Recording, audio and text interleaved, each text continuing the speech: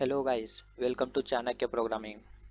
Last session में हमने देखा था कि फीचर्स ऑफ जावा। तो इसमें हमने टोटल 12 फीचर्स देखे थे और उसका एक्सप्लेनेशन देखा था कि ये फीचर्स क्यों है जावा में। ठीक है। तो आज जो है, आज हम थर्ड सेशन स्टार्ट करेंगे इसका। तो इस सेशन में हम देखेंगे difference between JDK, JRE and JVM. ये भी बहुत इंपॉर्टेंट क्वेश्चन होता है इंटरव्यू के हिसाब से, और आपको यहाँ पे बहुत कुछ सीखने भी मिल जाएगा। तो हम स्टार्ट करते हैं। Difference between JDK, JRE and JVM. ठीक है। तो इसका डिफरेंस हमें बताना पड़ता है इंटरव्यू में। तो अब इतना देखते हैं कि किस तरीके से आप बताओगे, वो भी मैं बताऊंगा आपको। एंड हम जो है पूरा नोट्स जैसे भी तैयार कर लेंगे इसका। ओके। तो इसमें सबसे पहले हम देखेंगे जेडीके। तो अगर कोई पूछता है कि इसमें डिफरेंस क्या है, तो वन बाय वन स्टार्ट करो। तो पहले जेडीके। तो यहाँ पे बोलना है JDK stands for Java development kit. Okay, Java development kit. अभी जेडीके मतलब क्या होता है? जावा डेवलपमेंट किट होता है। Okay. It is a software to develop and run our Java program. Okay. तो ये एक सॉफ्टवेयर रहेगा। तो इसका यूज़ करके ही हम जावा का प्रोग्राम क्या कर सकते हैं, बना के उसको कंपाइल कर सकते हैं और उसके बाद में उसे रन भी कर सकते हैं। मतलब आपको अगर जावा का प्रोग्राम बनाना है तो आपके कंप्यूटर में जेडीके इंस्टॉल होना बहुत ज़रूरी है। ओके। विदाउट जेडीके आप अपने जावा का प्रोग्राम नहीं बना सकते। ठीक है। तो जेडीके मतलब क्या है? तो ये एक सॉफ्टवेयर रहेगा। तो ये आपको डाउनलोड और इंस्टॉल करना पड़ेगा आपके लैपटॉप में। तो ये आप इंस्टॉल करने के बाद में आप जावा का प्रोग्राम कंपाइल और रन ये दोनों कर सकते हो। तो ये हम इन फ्यूचर भी देखेंगे स्टेप बाय स्टेप कि कैसे ये होता है। तो हम ये वो सॉफ्टवेयर इंस्टॉल करके, मतलब डाउनलोड और इंस्टॉल करके सारा चीज़ स्टेप बाय स्टेप देखेंगे कि कैसे उसका प्रोग्राम कंपाइल किया जाता है, कैसे रन किया जाता है। वो पूरी प्रोसेस मैं आपको बताऊंगा। ठीक है। तो अभी फिलहाल इतना याद रखिए, जेडीके मतलब इतना क्या है? Java development kit. और इसका यूज़ क्यों होगा? तो हमें प्रोग्राम बनाने के लिए, कंपाइल करने के लिए और उसे रन करने के लिए होता है। तो कोई भी आपको पूछता है कि आपके सिस्टम में जावा है क्या, तो जावा है क्या मीन्स एक्चुअली वो पूछना चाह रहा है कि आपके लैपटॉप में या फिर सिस्टम में जेडीके इंस्टॉल है क्या। जावा मतलब ही जेडीके रहेगा यहाँ पे। तो जेडीके क्या है? जस्ट एक सॉफ्टवेयर है। तो मान लो कि ये अलग अलग ऑपरेटिंग सिस्टम के लिए अलग अलग सॉफ्टवेयर यहाँ पे लेने पड़ते हैं। मीन्स हर एक ऑपरेटिंग सिस्टम के लिए उन्होंने डिफरेंट ये बनाए हुए हैं।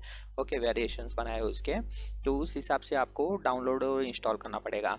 तो ये जो है इसका, अभी देखिए इतना जावा जो है, जावा ये ओरेकल ने एक्वायर कर लिया है। तो आपको ओरेकल के ऑफिशियल वेबसाइट पे ये जेडीके मिल जाएंगे। तो इसके लेटेस्ट वर्जन भी मिल जाएंगे और जो पुराने वर्जन है वो भी मिल जाएंगे। आपको जो सूटेबल लगे तो आप वो जेडीके डाउनलोड इंस्टॉल कर सकते हो। ठीक है। तो यहाँ तक इतना ओके है। जेडीके क्या है? एक सॉफ्टवेयर है। तो इसका यूज़ क्यों क्यों होता है? तो हम प्रोग्राम डेवलप और रन कर पाए, इसके लिए इसका यूज़ होता है। तो जेडीके में दो चीज़ें होती है। It includes two things. इसमें दो चीज़ें होती है। तो कौन सी दो चीज़ें होती है? तो इसमें पहली चीज़ होती है डेवलपमेंट टूल होता है। ओके। इसमें दो चीज़ें रहेगी जिसका नाम क्या है? पहला है डेवलपमेंट टूल और दूसरा होता है JRE। ओके। तो डिफरेंस इतना देखो क्यों पूछा जाता है, क्योंकि आपको इसके बारे में पूरा नॉलेज है या नहीं है वो देखने के लिए डिफरेंस पूछा जाता है। तो याद रखिए, जेडीके एक सॉफ्टवेयर है। जैसे ही जेडीके आप इंस्टॉल करोगे ऑटोमेटिक आपको जेआरई मिल जाएगा, क्योंकि जेआरई ये जेडीके के अंदर होता है। ठीक है। तो आपको वहाँ पे जेआरई ऑटोमेटिक मिल ही जाएगा। ओके। तो यहाँ पे और एक चीज़ होती है कि ओके, इतना यहाँ पे इतना थोड़ा मैं पहले इतना बताता हूँ। पहले ये देख लो। Development tool is used to create and compile our Java program. Okay, तो डेवलपमेंट टूल जो है ना मोस्टली कंपाइल करने के लिए यूज होता है। ठीक है, तो मैंने इसमें मान लो कि क्रिएट भी लिख के रखा है, लेकिन मोस्टली ये कंपाइल करने के लिए यूज होता है। जैसे मैंने लास्ट सेशन में भी बोला था कि जावा सी यूज करके हम प्रोग्राम कंपाइल कर सकते हैं। तो जावा सी मतलब जावा कंपाइलर। तो यहाँ पे वही है, जावा कंपाइलर जो होता है ये डेवलपमेंट टूल में होता है। तो आप जैसे ही जेडीके इंस्टॉल कर लोगे तो आपको ये डेवलपमेंट टूल भी अवेलेबल हो जाएगा और जेआरई भी अवेलेबल हो जाएगा। तो डेवलपमेंट टूल का यूज क्यों होता है? तो हम जावा का प्रोग्राम बना सके और उसे कंपाइल कर सके। ओके, उसके बाद में जेआरई क्यों यूज होता है? JRE is use to run our Java program. Java program मतलब देखो सिंपल सी बात है, जेडीके इंस्टॉल करोगे तो आप बना भी सकते हो जावा का प्रोग्राम और उसे रन भी कर सकते हो। तो इसमें से क्या है, जेडीके में दो चीजें आपको मिल जाएगी, एक डेवलपमेंट टूल मिल जाएगा और एक जेआरई मिल जाएगा। तो डेवलपमेंट टूल का काम क्या है कि आपके प्रोग्राम को बनाना और उसे कंपाइल करना, और उसको रन करने का काम कौन करता है? जेआरई। तो जेडीके के बारे में आपको इतनी चीजें बतानी है। यहाँ तक ओके?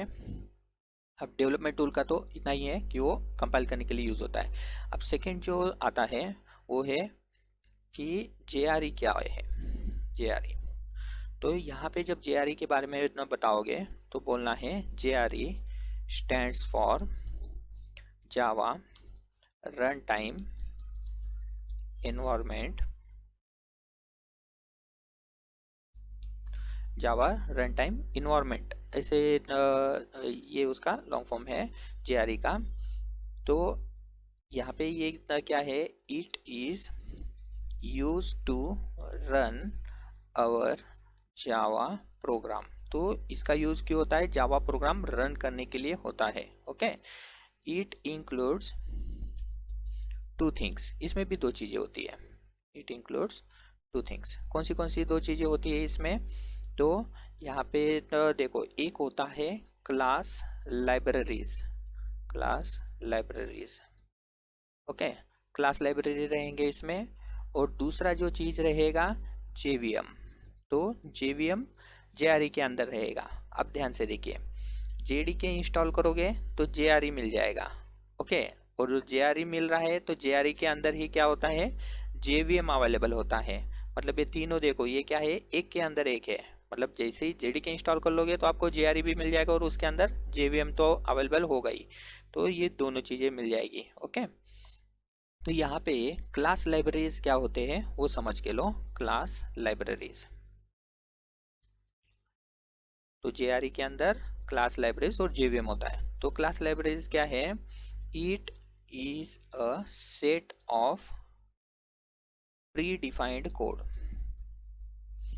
ठीक है, तो ये प्री डिफाइंड कोड बोल सकते हो या फिर pre defined dot classes. Okay, तो यहाँ पे क्या है? Set of pre defined dot class files हम ऐसे लिखेंगे। ओके, डॉट क्लास फाइल्स का ये एक सेट है। ओके, किसने लिखा है ये code? Written by Java soft people. तो जावा सॉफ्ट पीपल मतलब कौन लोग? जिसे हम सन पीपल बोल रहे थे। ओके, मतलब जिन्होंने जावा बनाया है, तो वो लोग मतलब जावा सॉफ्ट पीपल। ओके, जावा का कोड जिन्होंने लिखा है, तो उनका जो प्री डिफाइंड कोड है, मतलब उन्होंने भी जो ये प्री डिफाइंड कोड बना के रखा है, कुछ डॉट क्लास फाइल्स उन्होंने भी बना के रखी है। तो वो डॉट क्लास फाइल का जो सेट होता है तो उसे हम बोलते हैं क्लास लाइब्रेरीज, क्योंकि ये क्लासेस का सेट है। ओके, तो क्लास लाइब्रेरीज मतलब इतना क्या है कि वो प्रीडिफाइंड क्लासेस का एक सेट बना के उन्होंने रखा है, तो उसको हम क्लास लाइब्रेरीज बोलते हैं। मतलब ये प्रीडिफाइंड कोड है, जब आप अपना प्रोग्राम रन करते हो तो उस टाइम पे आपका मान लो कि सिंटैक्स चेक होता है, आपने कोड सही लिखा या गलत लिखा है वो चेक होता है। तो मतलब ये जितने भी कोड होगा, मतलब प्रीडिफाइंड आपका प्रोग्राम रन करने के लिए, तो उसके लिए जो भी लिखा है उन्होंने वो क्लास लाइब्रेरीज होते हैं। ओके, उसके बाद में नेक्स्ट क्या है? जेवीएम है। तो हम ये जेवीएम सेपरेटली देखेंगे। ओके, तो यहाँ तक ओके है कि जेआरई क्या है? जावा रन टाइम एनवायरमेंट होता है ओके। इसका काम क्या है, जावा का प्रोग्राम रन करना। इसमें दो चीजें होती है, एक होता है क्लास लाइब्रेरी और एक होता है जेवीएम। तो क्लास लाइब्रेरी मतलब क्या है, ये pre defined set of class files है जो जावा सॉफ्ट पीपल ने लिख के रखा हुआ है। ओके। अब नेक्स्ट नेक्स्ट क्या है, तो जेवीएम। तो जेवीएम के बारे में जब पूछते हैं तो बोलना है JVM stands for Java virtual machine. Okay. तो यहाँ पे जेवीएम मतलब जावा वर्चुअल मशीन होता है। मतलब हमारा जैसे इतना सिस्टम है, मतलब लैपटॉप या इतना कंप्यूटर होता है, मतलब हमारे लैपटॉप में जैसे एक ऑपरेटिंग सिस्टम होती है, मतलब एक इन्वायरमेंट हमने क्रिएट करके रखा है, एक मशीन होती है। तो ऐसा ही इन्होंने क्या किया है, जावा का प्रोग्राम रन करने के लिए जैसे ही आप जेडीके इंस्टॉल करते हो तो ये इंटरनली खुद का एक इन्वायरमेंट क्रिएट कर लेता है। ओके, मतलब खुद का एक वर्चुअल मशीन क्रिएट करता है इंटरनली। मतलब वो जैसे हमारा लैपटॉप फिजिकली दिखाई देता है, तो ये वैसे फिजिकली नहीं दिखाई देगा, ये वर्चुअली इंटरनल अवेलेबल होता है। मतलब एक पूरा का पूरा एक वर्चुअल मशीन वो क्रिएट करता है जो सिर्फ और सिर्फ जावा का ही प्रोग्राम रन करेगा। ओके। तो ये जावा वर्चुअल मशीन है। ओके। तो यहाँ पे इतना क्या है, ओके, तो ये जेवीएम मतलब जावा वर्चुअल मशीन हो गया। अब इसका एग्जैक्ट इतना काम क्या है, तो जैसे तो मैंने बोला कि जेआरई जो है ये प्रोग्राम रन करने के लिए यूज होता है। ओके, लेकिन एक्चुअली जेआरई प्रोग्राम रन नहीं करता है। ओके, याद रखो, जेआरई प्रोग्राम रन करने के लिए यूज होगा लेकिन वो खुद नहीं रन करेगा। तो रन कौन करेगा, तो actually JVM runs our Java program। JVM run करेगा जावा का प्रोग्राम। ठीक है, तो फिर ऐसे क्यों बोला जाता है कि JRE रन करता है। तो देखो, अब मान लो कि मैं इतना किसी सॉफ्टवेयर कंपनी में काम कर रहा हूँ। ठीक है, तो वहाँ पे जो भी प्रोजेक्ट आएंगे तो वो एम्प्लॉयज उसको बनाएंगे, लेकिन कभी भी कोई ऐसा नहीं बोलेगा कि हाँ ये एम्प्लॉय ने ये वाला प्रोजेक्ट बनाया है। कभी भी लोग क्या बोलेंगे, नहीं ये प्रोजेक्ट इस कंपनी का है। ओके, मतलब वहाँ पे जो है इम्पोर्टेंस उस कंपनी को दी जाती है। ऐसे ही यहाँ पे रन करने का काम जेवीएम करेगा, मतलब जेवीएम रन करेगा, लेकिन जेवीएम किसके अंडर में है, जेआरई के अंदर आता है वो। तो इसलिए क्या बोलते हैं, जेआरई ये जावा का प्रोग्राम रन करने के लिए यूज होता है, लेकिन एक्चुअली रन कौन करता है उसे, जेवीएम करता है। ओके, तो ये उसका मेन काम है जेवीएम का, कि क्या करना, जावा का प्रोग्राम रन करना। ओके, तो जेवीएम प्रोग्राम रन कहाँ से करेगा, तो ये भी एक याद रखो, जेवीएम स्टार्ट्स एग्जीक्यूशन। ठीक है, देखो अभी इतना क्या होता है कि बहुत सारे इतना डॉट क्लास फाइल्स होंगे। ओके, तो प्रोग्राम कौन से फाइल से रन होना स्टार्ट होना चाहिए, कौन से पोजीशन से स्टार्ट होना चाहिए, मतलब स्टार्ट कहाँ से होना चाहिए रनिंग, तो ये भी इनका प्री डिफाइन है। ओके, तो JVM starts execution from the class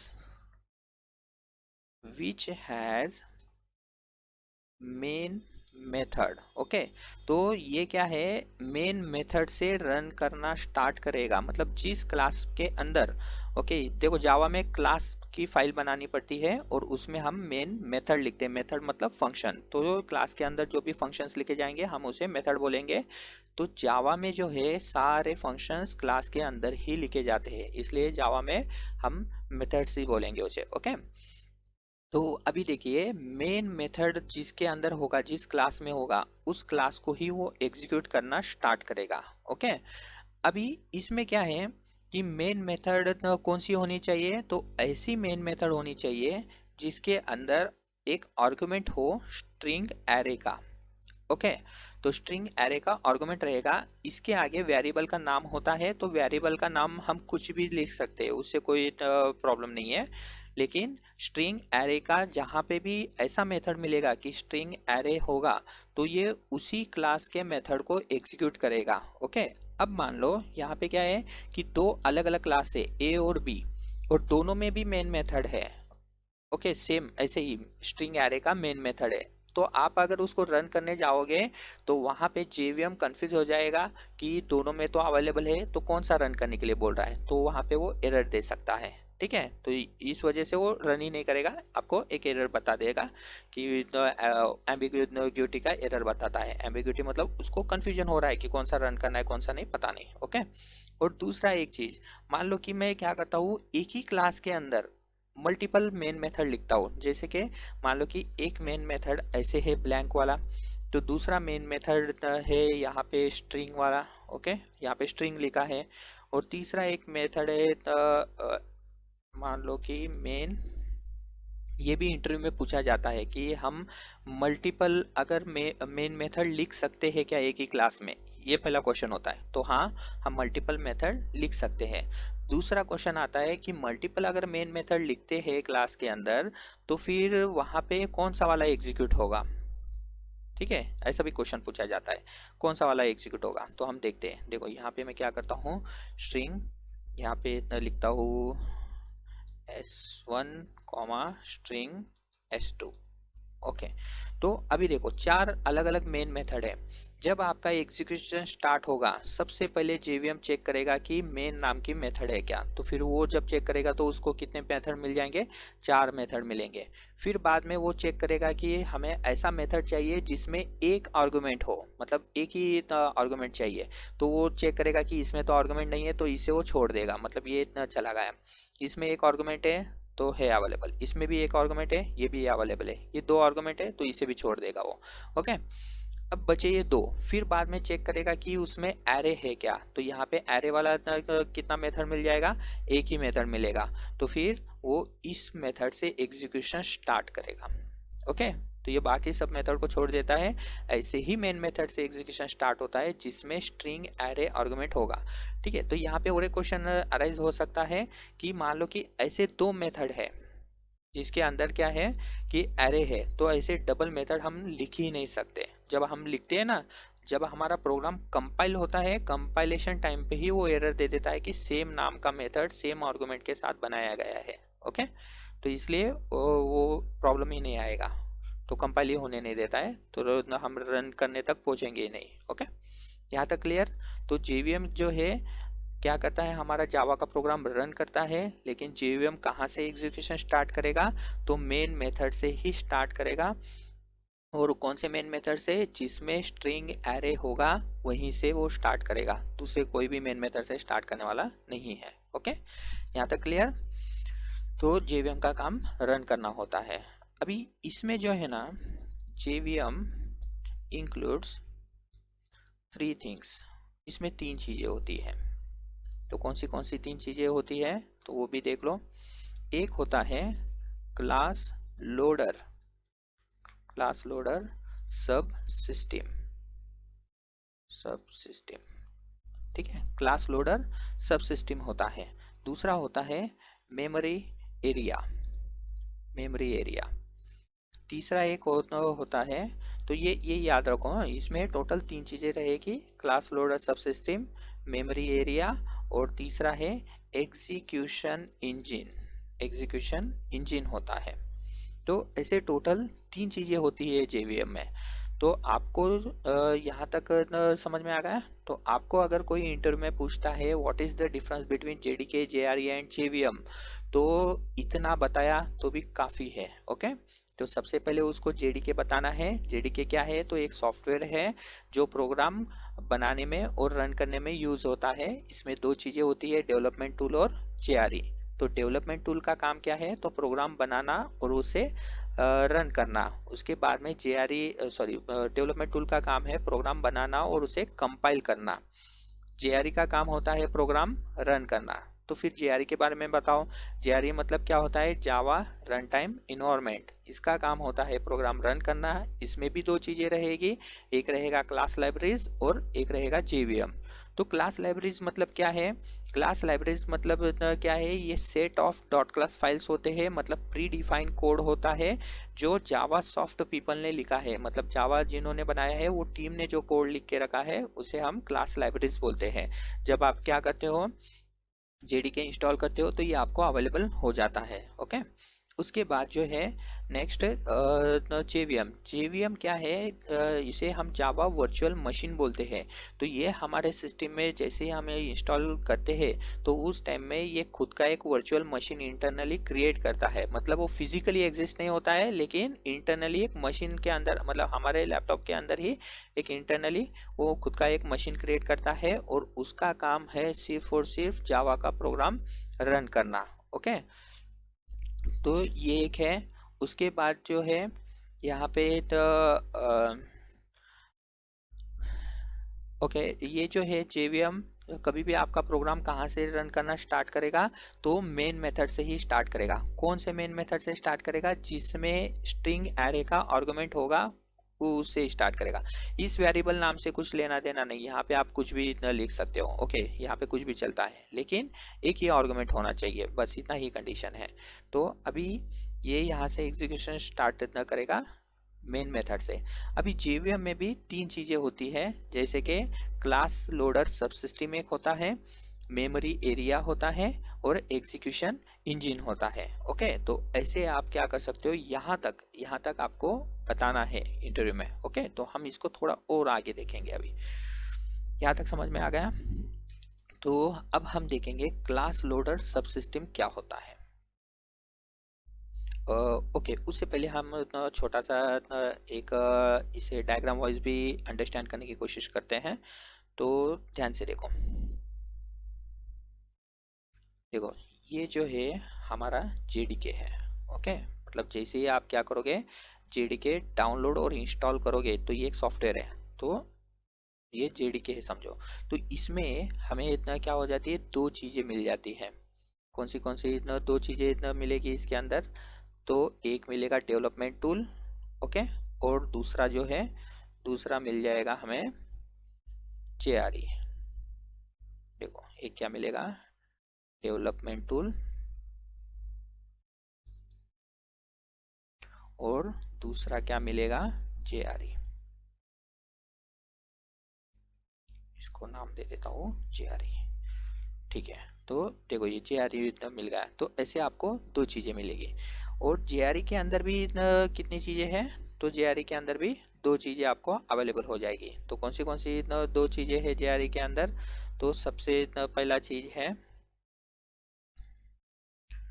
class libraries, और दूसरा चीज़ रहेगा जेवीएम। तो देखो यहाँ पे क्या मिलेगा आपको, क्लास लाइब्रेरीज मिल जाएंगे। ओके, और दूसरा कौन सा चीज़ मिलेगा, तो जेवीएम मिल जाएगा। तो ये समझ में आ रहा है कि जेडीके के अंदर जेआरई होता है और जेआरई के अंदर जेवीएम होता है। ओके, और जेवीएम में भी तीन चीजें हैं, तो मान लो कि उसे हम सेपरेट देखेंगे। लेकिन अभी फिलहाल ये एक मान लो कि एक हाई लेवल डायग्राम है कि कैसे वो जेडीके जेआरई और जेवीएम में कैसे डिफरेंस है। तो आप इतना जेडीके इंस्टॉल कर लोगे तो सारी चीजें आपको मिल जाएगी। यहाँ तक ओके है? अभी हम आगे इतना देखते हैं। तो अभी हमें देखना है क्लास लोडर सबसिस्टम। ओके, तो क्लास लोडर सबसिस्टम क्या है? यहाँ पे क्या होता है कि जब हमारा प्रोग्राम हमें रन करना है, ठीक है, याद रखो ये जेवीएम के अंदर है ना, और जेवीएम हमारा प्रोग्राम रन करता है। तो अब ये यहाँ पे क्या करेगा, वो देखो क्लास लोडर सबसिस्टम क्या करता है, जो आपकी डॉट क्लास फाइल रन करनी है। देखो मैंने पहले भी बताया कि हम क्या करते हैं, डॉट जावा फाइल बनाते हैं कोड लिख के, उसको जावा कंपाइलर को बोलते हैं कि इसको कंपाइल करो, तो वो डॉट क्लास फाइल बना देता है। तो डॉट क्लास फाइल हमारी रन करनी है। तो डॉट क्लास फाइल हमारी कहाँ पे सेव रहेगी, तो हमारे सिस्टम में सेव रहेगी। मान लो कि सी ड्राइव, डी ड्राइव, किसी तो भी फोल्डर पे वो हार्ड ड्राइव पे हमारे सेव रहेगी। तो क्लास लोडर सब सिस्टम का काम क्या है कि वो क्लासेस को लोड करना, जिसको रन करना है हमें। ओके, मतलब हमारा क्लास लोड करेगा, वो लोड करने के बाद में उसे रन करने के लिए ये क्लास लाइब्रेरी में से कौन से क्लासेस की जरूरत है, तो उसे भी लोड करना। मतलब हमारा तो class dot class file load करेगा ही, लेकिन हमारा प्रोग्राम रन करने के लिए इंटरनली कौन से क्लासेस की जरूरत पड़ने वाली है जावा में से, तो उसे भी लोड करने का काम ये क्लास लोडर सब सिस्टम करता है। ठीक है, तो ये लोड करके क्या करेगा, ये लोड करके हमारे वो सारा जो कोड रहेगा, मतलब वो जो भी डॉट क्लास फाइल्स का कोड रहेगा, तो वो नहीं क्या इस मेमोरी एरिया के अंदर स्टोर कर देता है। मतलब क्लास लोडर सब सिस्टम का काम क्या है कि हार्ड ड्राइव से जो जो हमारे डॉट क्लास फाइल्स होंगे तो उसे लोड करना, ओके, और मेमोरी एरिया के अंदर उसको स्टोर कर देना, बस इतना ही उसका मेन काम होता है क्लास लोडर सब सिस्टम का। ओके, तो यहाँ पे हम उसे राइट करते हैं, it loads dot class files from hard drive से ही वो लेता है। ठीक है, क्योंकि हमारे फाइल्स हार्ड ड्राइव पे रहते हैं, तो यहाँ पे हार्ड ड्राइव से हमारा डॉट क्लास फाइल लोड करेगा and loads necessary dot class files from class library. Okay, तो ये भी लिख देता हूँ कि क्लास लाइब्रेरीज में से dot class necessary dot class files means हमारे डॉट क्लास फाइल को रन करने के लिए जितने नेसेसरी रहेंगे उतना ही लेगा, सारा का सारा नहीं लेगा। तो उसको रन करने के लिए जितना नेसेसरी डॉट क्लास फाइल रहेगा उतने क्लास लाइब्रेरी से लोड करेगा and stores in memory area. ठीक है, तो ये काम समझ में आ गया है क्लास लोडर सब सिस्टम का कि वो क्या करेगा, जो भी हमारे हार्ड ड्राइव पे हमें जो रन करना है वो डॉट क्लास फाइल उठाएगा और उसे रन करने के लिए जो जो नेसेसरी डॉट क्लास फाइल रहेंगे क्लास लाइब्रेरी में से वो उठाएगा। तो ये दोनों उठा के वो मेमोरी एरिया में स्टोर कर देता है, ये उसका काम है। उसके बाद में नेक्स्ट आता है मेमोरी एरिया।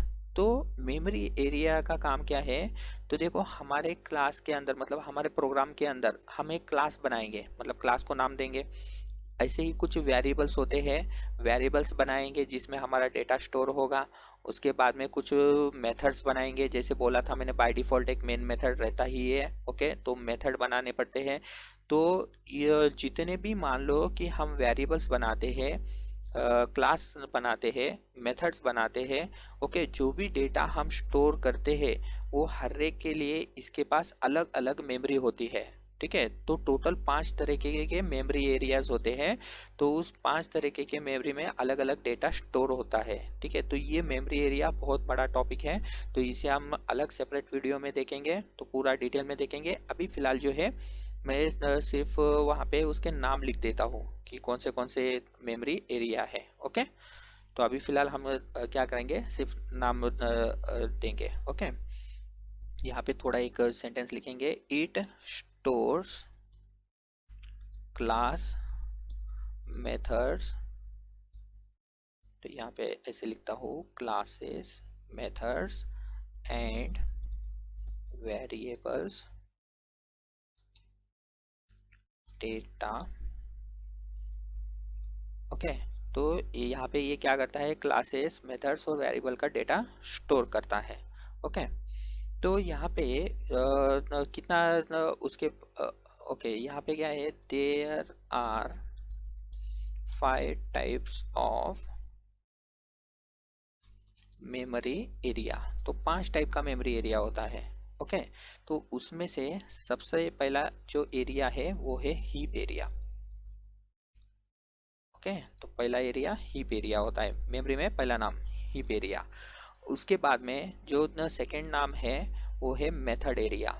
तो इंटरव्यू में ये दो के बारे में बहुत पूछा जाता है कि what is difference between heap area and method area. Okay, तो ये दूसरा है मेथड एरिया।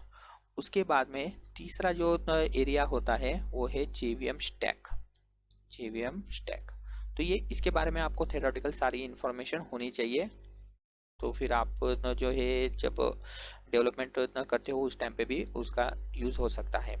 उसके बाद में है native method stack, native method stack. उसके बाद है लास्ट वाला पीसी रजिस्टर। ओके, तो ऐसे 5 टाइप के मेमोरी एरिया होते हैं। हीप एरिया, मेथड एरिया, उसके बाद में JVM stack, native method stack, उसके बाद पीसी रजिस्टर। ओके, तो ये जो है ये जैसे मैंने पहले भी बोला कि ये बहुत बड़ा टॉपिक है, तो हम इसको सेपरेटली देखेंगे डिटेल में कि कौन से एरिया में क्या क्या स्टोर होता है। ओके, तो ये अलग से हम देखेंगे। तो यहाँ तक ये समझ में आ गया कि क्लास लोडर क्लासेस उठाएगा, मेमोरी एरिया में स्टोर करेगा। मेमोरी एरिया हर एक चीज़ के लिए अलग अलग मेमोरी एलोकेट करता है, तो वहाँ पे वो ना सारा ना डेटा अपने प्रोग्राम का स्टोर हो जाएगा। स्टोर होने के बाद में अब नेक्स्ट काम होता है एग्जीक्यूशन इंजन का। ओके, लास्ट है execution engine. Okay, execution engine. तो ये एग्जीक्यूशन इंजन का काम क्या होता है, तो ये हमारे प्रोग्राम को एग्जीक्यूट करता है, मतलब रन करता है। ओके, तो हम कैसे लिख सकते हैं यहाँ पे, execution engine is use to execute our Java program. तो ये एग्जीक्यूशन इंजन क्या करता है, हमारा जावा प्रोग्राम रन करने के लिए यूज होता है। तो देखो ये जो है ना, ये छोटी चीज़ें नहीं है, ये बहुत बड़े बड़े हैं। क्लास लोडर सब सिस्टम में भी अलग अलग क्लास लोडर है, इसके भी सब टाइप्स होते हैं, तो वो भी हम देखेंगे आगे। मेमोरी एरिया के ये तो टाइप मैंने बता दिए, तो ये भी देखना है क्योंकि इसमें मान लो कि 3 मेन टाइप है, उसमें से भी और सब टाइप है, बहुत बड़ा है ये, अलग से टॉपिक ये भी लेंगे, ये भी अलग से टॉपिक लेंगे। यहाँ पे एग्जीक्यूशन इंजन है ना, एग्जीक्यूशन इंजन में भी 2 चीज़ें होती है, तो यहाँ पे इट इंक्लूड्स 2 थिंग्स। तो इसमें भी 2 चीज़ें होती है। तो कौन सी 2 चीज़ें होती है इसमें, तो पहली चीज़ होती है इंटरप्रेटर। इंटरप्रेटर देखो, जावा ये हाई परफॉर्मेंस का हमने देखा था, जावा फास्ट लैंग्वेज है, हाई परफॉर्मेंस है। तो उस टाइम पे मैंने बताया था कि इसमें 2 चीज़ें होती है, एक होता है इंटरप्रेटर और एक होता है जीट कंपाइलर। ओके, जीट कंपाइलर एक होता है। तो ये 2 चीज़ें अभी हम देखेंगे कि एक्चुअली ये होते क्या है। तो एग्जीक्यूशन इंजन में इंटरप्रेटर रहेगा और जीट कंपाइलर रहेगा। तो इंटरप्रेटर क्या करता है, इंटरप्रेटर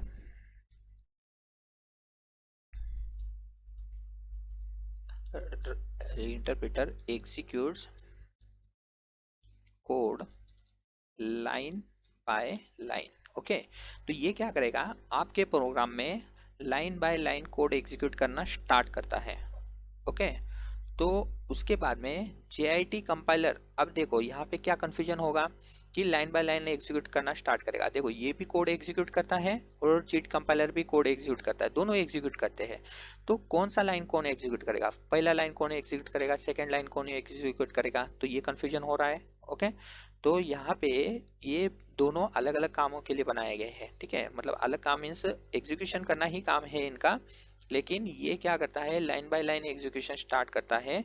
और ये कौन सा एग्जीक्यूट करता है, जो कोड रिपीटेड हो, जैसे कि हम फॉर लूप लगाते हैं, तो लूप में, या फिर वाइल लूप बोलो, या फिर कोई ऐसा रिकर्शन वाला कोड जो बार बार एग्जीक्यूट हो रहा है, मतलब वही मेथड को वो बार बार कॉल कर रहा है। तो जो रिपीटेड टास्क है, तो रिपीटेड टास्क जो है ये JIT कंपाइलर को दिया जाता है, क्योंकि ये क्या करता है, उसको एक ही मतलब इसका नाम ही देखो वैसा दिया गया है, जस्ट इन टाइम, मतलब एक ही टाइम के अंदर वो जितनी बार भी रिपीट हो रहा होगा वो एक ही टाइम के अंदर उसको एग्जीक्यूट कर देता है। ठीक है, तो इसका परफॉर्मेंस क्या है, बहुत ज़्यादा है। अब तो मान लो कि मुझे क्या करना है, 1 से 10 तक नंबर अगर प्रिंट करना है, ठीक है, देखो सिंपल समझ के लो उसे। अभी मान लो कि पहला नंबर प्रिंट हो रहा है, तो इसके लिए इंटरप्रेटर क्या करता है, 2 मिली सेकेंड लेता है। ओके, 2 मिली सेकेंड लेगा कौन, इंटरप्रेटर।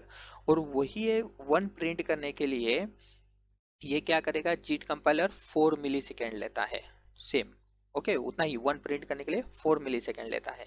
लेकिन अगर मान लो कि 2 प्रिंट करना है, 2 प्रिंट करने के लिए इंटरप्रेटर फिर से कितना लेगा, और 2 मिली सेकेंड लेगा, मतलब मान लो कि ये लूप में चल रहा है। ओके, फिर से एग्जीक्यूट करने के लिए इंटरप्रेटर इतना कितना लेगा, फिर से 2 मिली सेकेंड लेगा।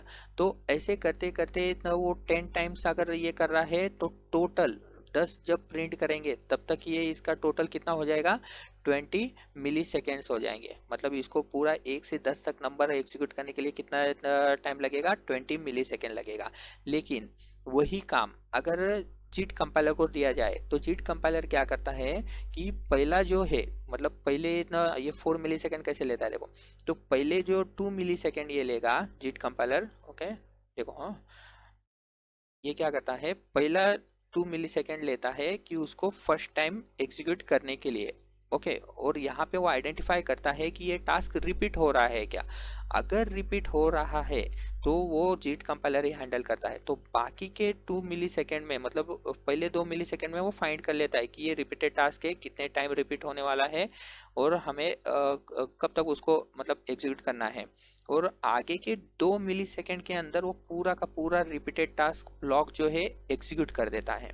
तो 4 मिली सेकेंड में ये सारा प्रिंट कर देगा। मतलब देखो यहाँ पे 20 मिली सेकेंड लगने वाले थे, तो वहाँ पे जीट कंपाइलर को ये कितना 4 मिली सेकेंड का ही टाइम लगता है। तो ये कितना 16 मिली सेकेंड आपके यहाँ पे बच जाते हैं। तो इसलिए बोला जाता है जब ये दोनों एक साथ में काम करते हैं तो वहाँ पे एग्जीक्यूशन फास्ट होता है, इसलिए बोलते हैं जावा हाई परफॉर्मेंस देता है और ये फास्ट लैंग्वेज है। ठीक है, यहाँ तक ओके है। तो ये दोनों एग्जीक्यूशन इंजन में होते हैं, ये दोनों का काम समझ में आ गया।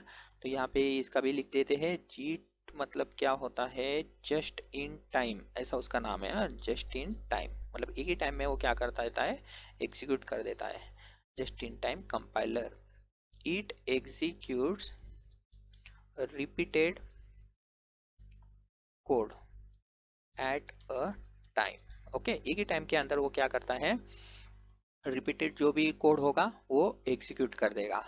तो ये था हमारा जेडीके, जेआरई और जीवीएमए का डिफरेंस। ओके, तो आपको जो कुछ भी पूछा जाएगा ये तीनों में तो यहाँ तक बता सकते हो। फिर भी अगर इंटरव्यू बोला नहीं और बताओ तो आप उसको क्लास लोडर सब सिस्टम बता देना, मेमोरी एरिया और एग्जीक्यूशन इंजन। ओके, तो इसके बारे में बता सकते हो। ओके, तो अभी इसको मान लो कि कोई कन्फ्यूजन अगर है तो हम इसको और भी थोड़ा एक देख लेते हैं डायग्राम वाइज, तो आपको पूरा अंडरस्टैंड हो जाएगा। तो इसको जो है मैं एज इट इज़ ही रखता हूँ। तो हम क्या करेंगे, इसको यहाँ से कट करके यहाँ पे रख देंगे। ओके, तो अब जो हम देखने वाले हैं वो है एग्जीक्यूशन ऑफ जावा प्रोग्राम। मतलब हम देखेंगे कि स्टार्ट से एंड तक जावा प्रोग्राम का एग्जीक्यूशन कैसे होता है। ओके, तो एग्जीक्यूशन ऑफ जावा प्रोग्राम, ठीक है। तो इसमें जो है फर्स्ट स्टेप हमारा क्या होता है, तो हमें जो है यहाँ पे जावा का प्रोग्राम राइट करना होगा और उसको जो है फाइल को सेव करना होगा। ठीक है, type Java code and save file with dot Java extension. तो हमें डॉट जावा एक्सटेंशन से वो फाइल सेव करनी होगी। तो ये हमारा पहला स्टेप रहेगा। इसके बाद हम तो मान लो कि फाइल हमने सेव किया है, तो अब जो है अब हमें नेक्स्ट स्टेप में इतना क्या करना है, जावा कंपाइलर को कॉल करना है। ओके, तो हमने इतना पहले भी देखा था कि डॉट जावा की फाइल हम टाइप करते हैं, फिर उसको सेव कर देंगे और उसके बाद जो है जावा कंपाइलर को कॉल करेंगे। तो जावा कंपाइलर क्या करेगा, तो हमें डॉट क्लास फाइल क्रिएट करके देगा। ठीक है, तो हम यहाँ पे क्या करने वाले, second step, call Java compiler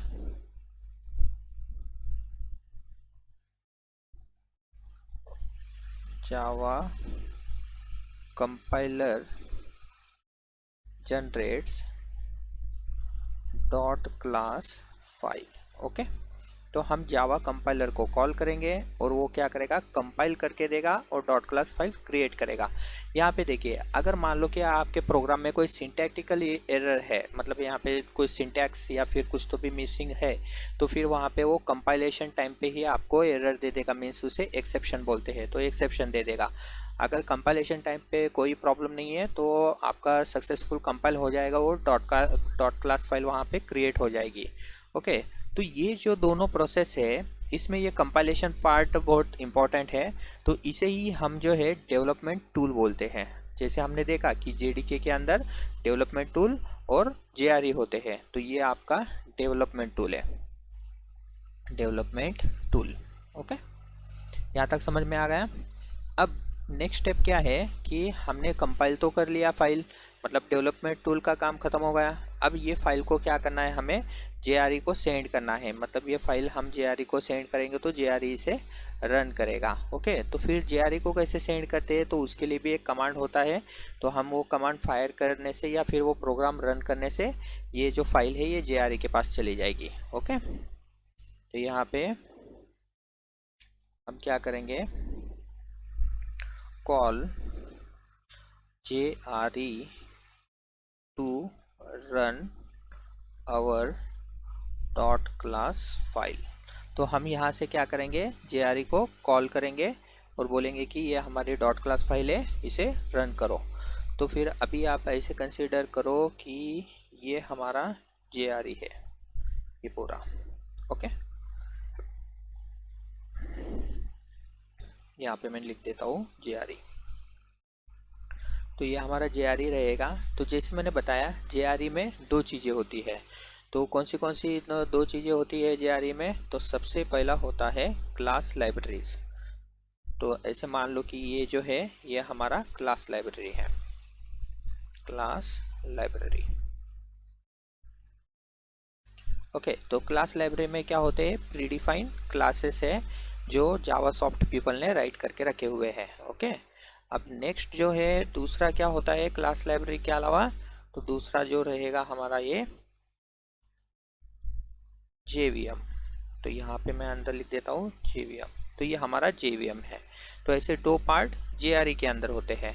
तो जैसे ही हम क्या करेंगे, JRE को कॉल करके बोलेंगे कि ये जो है डॉट क्लास फाइल इसे रन करो, तो यहाँ पे JRE क्या करता है, इसका जो सबसे JVM के अंदर का, मतलब JRE जो है JVM को बोलेगा कि डॉट क्लास फाइल है, इसे रन करना है।